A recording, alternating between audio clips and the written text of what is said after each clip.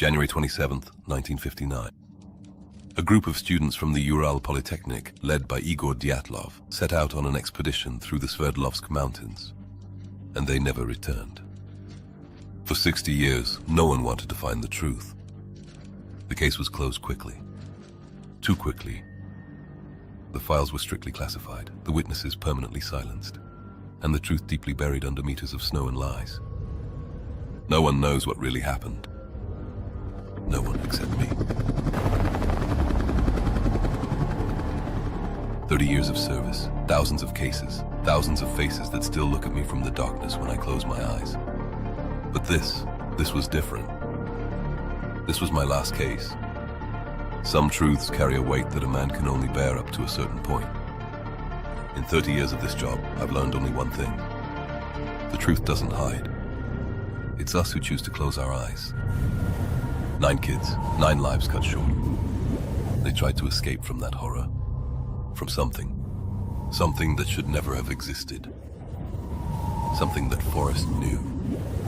And I truly wish I had never even asked that question.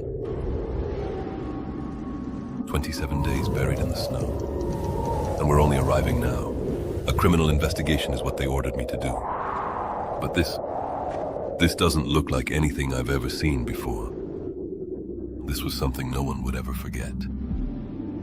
Clothing, food rations, photographic equipment. They left everything behind. 9 trained people, mountain experts. What could scare them that much?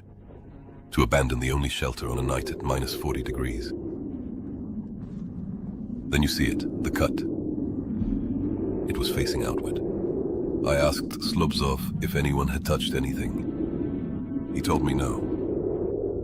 So it was all real. That cut was the last lucid act of 9 people before the darkness took them. It had found them. Slobzov, our guide, half naked. Their skin was a color I had never seen on a living person, or a dead one. The prosecutor wanted me to write down everything. 2 here, another 3 about 300 meters away. He didn't answer. He approached the bodies and stopped, motionless, as if he were listening to something the bodies hadn't finished saying yet. They were almost naked, having fled into the Siberian night with nothing on. Certain death. And yet they resisted in every possible way until their last breath. Krivonishenko's hands were burned, his nails torn off. He had tried to light a fire. With what he had, with his bare hands, he tried. The branches were broken. I had to point everything out, as if to children, the first day of school. They had climbed up there at night, half naked, at minus 30 degrees. They had tried every way to climb up, or tried not to come down. Something out there was worse than the cold. Whatever terrifying thing they saw that night had turned intelligent young people into wild, frightened animals. And animals will instinctively climb trees when they have absolutely nowhere else to go.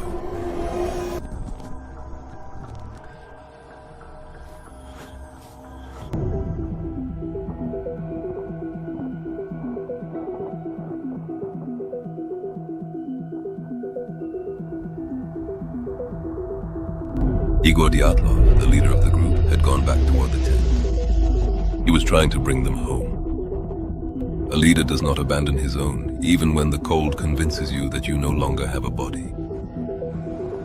They found him with his arms stretched out in front of him. He was still walking when he died. Zinaida Kolmogorova was 300 meters away from him. They hadn't given up. That's what no one understands. They weren't running away. They were fighting. Then you tell me about that order. It made no sense. Radiation checks in the area. I still had 4 kids missing under the snow. 4. And instead of looking for them, we were measuring radioactivity. I wrote the order down in my notebook like all the others, but that time I couldn't close the page. 9 bodies, an abandoned tent, tracks that disappeared into nothing. This was what I was supposed to see. What I was supposed to write in the report. They had told me enough, not everything, but enough. The radiation wasn't a surprise to them. The command had come far too quickly, too precisely. as if they already knew exactly what to look for. The question that no one wanted to ask was simple. What had happened on that fateful night, in that tent?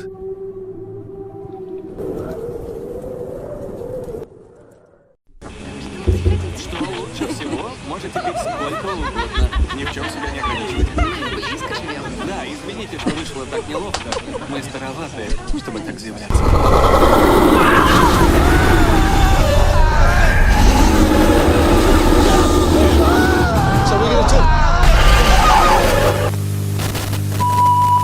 Good evening, citizens. News is coming from the Ural regions regarding a group of hikers from the Ural Polytechnic Institute of Sverdlovsk. 9 students and researchers who set out last January for a planned mountaineering expedition on Mount Otorten have not returned within the expected time frame. Local law enforcement and competent authorities, after weeks of searching the area, have officially confirmed the discovery of 5 bodies. Search operations for the 4 hikers still missing are continuing without interruption. The causes of death are currently under active investigation by the local authorities. The group was made up of young, experienced athletes, all members of the Sports Institute of the Ural Polytechnic. The families have been informed. The authorities assure that every necessary resource has been mobilized. Further updates will be provided in due course. Now let's proceed further with the... I couldn't understand. In 10 years, I had never seen anything like this. Multiple rib fractures. It would have taken a superhuman force to cause such damage. The skin was orange in color. All over. Uniform. The skull was... I already knew what he was thinking. I could read it as clearly as the trembling of his hands as he brushed against that body. The fractures to her were inexplicable.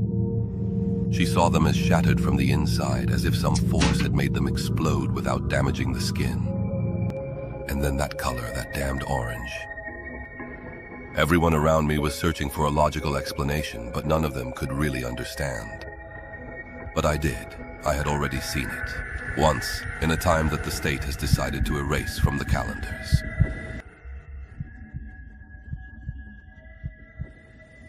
The same bones, the same fractures, the same color.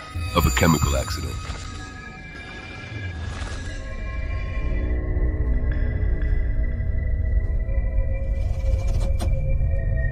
It only takes an instant.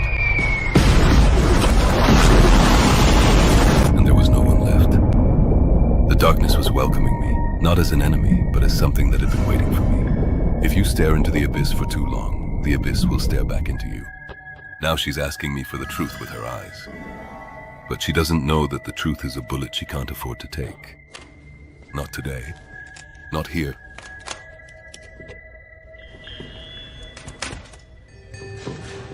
With surprising timing, the phone rang. It didn't surprise me. Nothing surprised me anymore at this point. When you work on certain cases, you quickly learn that there's always someone watching you before you've even asked the first question. They summoned me. There are certain shadowy people who possess no official name and hold no recognized rank. These are the powerful individuals who can effectively bury a deep state secret with just a simple snap of their fingers, leaving absolutely no trace behind, and ensuring that a fundamental truth will disappear forever into the darkness. I immediately understood what game he was playing. The questions he was asking me weren't looking for answers. They were trying to figure out what kind of man they had in front of them, whether I was easy prey, whether I would lower my head at the first sign, or if I would cause them trouble. I decided to play the part of the clueless one. It wasn't difficult. I had done it many times before. I let the other person feel superior, and in the meantime, you observe everything. An avalanche. This is what they wanted me to declare. An avalanche. They didn't have much imagination, it must be admitted. Or maybe they just didn't need it. Because that's usually how it worked. But I had seen those bodies.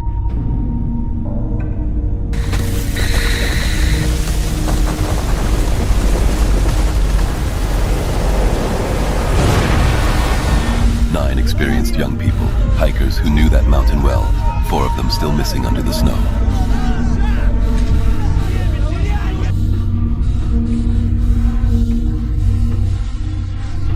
The others were found far from the tent, having fled into the night without any clothes on, as if something had made them run away so quickly that they didn't even have time to think.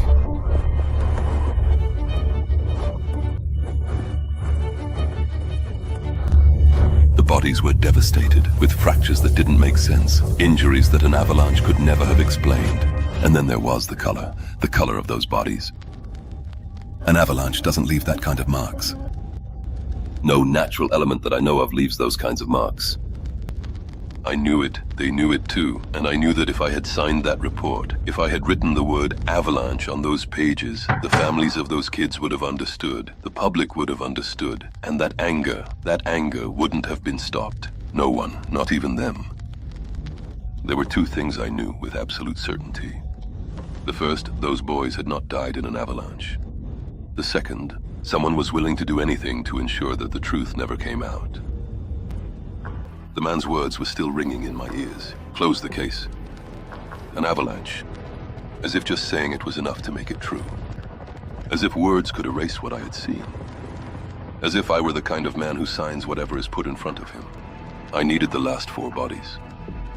I had a theory in mind. A hunch I just couldn't shake off. There was something off about the initial findings, something that screamed the answer was still there, underneath, buried, just like them. And it was precisely when I needed answers the most that the mountain decided to speak. They had finally been found, and I already knew that what we were about to see would make everything much more complicated. For me, for them, for anyone who still wanted to believe the story of the avalanche. I had performed hundreds of autopsies. I had seen things that most people can't even imagine. Lyudmila, 24 years old. She had no eyes nor a tongue. No scratches, no lacerations consistent with a bite. No sign that a predator had ever touched that body. I had seen death many times. In so many years of work, I had learned to look it in the face, to face it, to accept it as part of what I did. I did it as a cost, as something inevitable. Then I saw Lyudmila's face, and that wall silently crumbled. It wasn't the missing eyes, it wasn't the tongue, it was something else. It was the expression. What remained on her face, that girl had seen something so immense, so impossible, that not even death had managed to erase it from her features. It was still there, frozen forever. He was the one who told me, almost in a whisper, as if he was afraid someone might hear. Test the radiation. The results were positive. Everyone. Extremely high radiation levels, incompatible with any logical explanation. But I understood only one thing. He already knew it. An avalanche. They want us to believe this. There are people screaming outside, to those who cry who want the truth. And in here they tell us stories about snow. I saw those bodies. I saw their expressions. Snow doesn't leave those looks on a dead man's face. Snow kills by chance. Whoever killed them knew exactly what they were doing. They'll close the case. They'll sign the documents. And here, 9 kids will become just a number on a page that no one will ever read again. But I looked them in the eyes, and the silence of those who know is louder than any avalanche. A black car, military plates, a soldier who doesn't smile. In Russia, when they send for you like that, it's never good news. Who summoned me? I don't know yet, but I know why. 3 days ago, they put a sheet of paper in front of me. The case is closed. Cause of death? Avalanche. I didn't sign. I could have. I should have done it. Everyone else had done it. But there was a problem. A signature on that paper wasn't just closing a case. It was burying them a second time. And this time, with my own hands. He flips through them as if he were reading a restaurant menu. With the same indifference. The same routine. It's the official version. The one I was supposed to sign. The one everyone has signed. Avalanche. An irresistible force of natural origin. Case closed. 30 pages to tell a lie. But he only wants one thing. The space for the signature. My name. Unsigned. I've been waiting for this day since the moment I refused that pen. I knew this moment would come. He wants me to speak. He wants me to justify myself. He wants me to lower my eyes and say that I was wrong and that I'm ready to make it right. That's not going to happen. If he just wanted to scare me, he could have done it over the phone. He could have sent me a warning. He could have left something for me under the door. Instead, I'm here, in this room. And then he did it. He said 2 words that no one else in the world had the courage to utter. Kapustin Yar. I couldn't believe he had said it. That name, those words, tossed out into the silence as if it were nothing unusual. Just that word, like an invisible bullet, and then silence, and his eyes waiting. What do you know about Kapustin Yar? What do I know? He was asking me what I knew. A general with 3 stars, with 30 years of secrets on his shoulders. He was asking me what I knew. And in that moment, I realized I hadn't been summoned to be stopped. I had been summoned because he needed to know how far I had come. I looked at the general, those tired eyes, the eyes of someone who knows something they would have preferred not to know.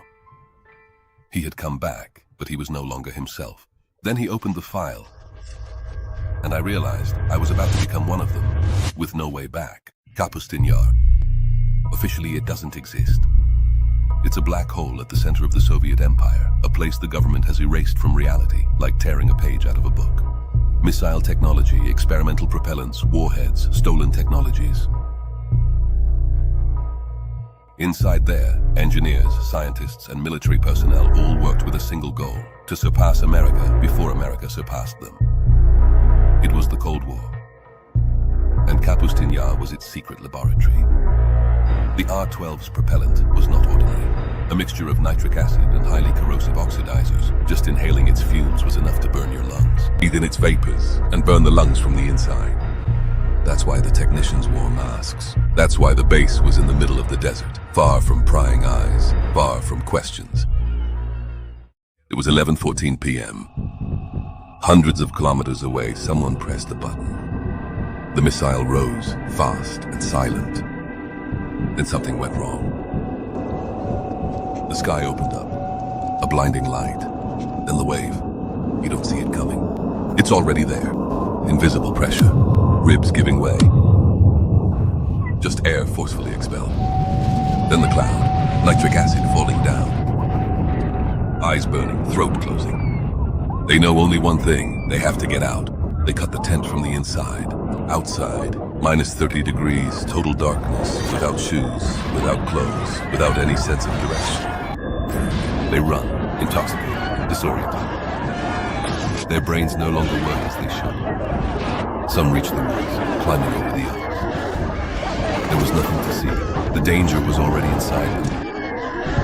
One by one, the cold does the rest.